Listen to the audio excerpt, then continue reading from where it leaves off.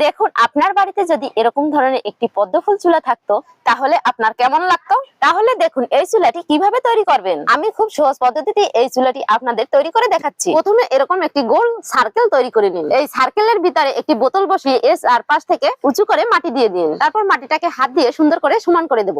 তারপরে একদিনের জন্য শুকিয়ে নিতে হবে। এরপরে বোতলের পাশ থেকে একটু উঁচু করে মাটি দিয়ে দেব।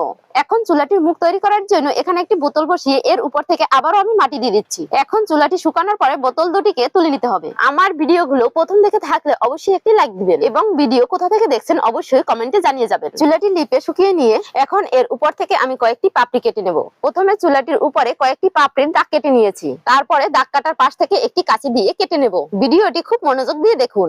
এর একটি অংশ মিস করলে আপনি এটি তৈরি করতে পারবেন না। এখানে আপনি মাটিটাকে যত সুন্দর করে কাটতে পারবেন চুলাটি তত সুন্দর লাগবে। দেখুন চুলাটির পাপড়িগুলো যত কাটা হচ্ছে আর দেখতে তত সুন্দর লাগছে। যারা আমার আগের ভিডিওতে লাইক কমেন্ট শেয়ার দিয়েছেন তাদেরকে অসংখ্য ধন্যবাদ। এবার এটিকে সুন্দর করে লিপে দিতে হবে। আমার ভিডিওটি যদি একটুকু ভালো লেগে থাকে তাহলে একটি শেয়ার দিবেন। বন্ধুরা, তৈরি হয়ে গেল সুন্দর একটি পদ্ম ফুল চুলা। এরকম চুলা যদি একটি আপনার বাড়িতে থাকে তাহলে সবার মন কেড়ে নিবে। তাই চুলাটি আজই তৈরি করুন। চুলাটি কেমন হয়েছে কমেন্ট করে জানাবেন। সবাইকে ধন্যবাদ।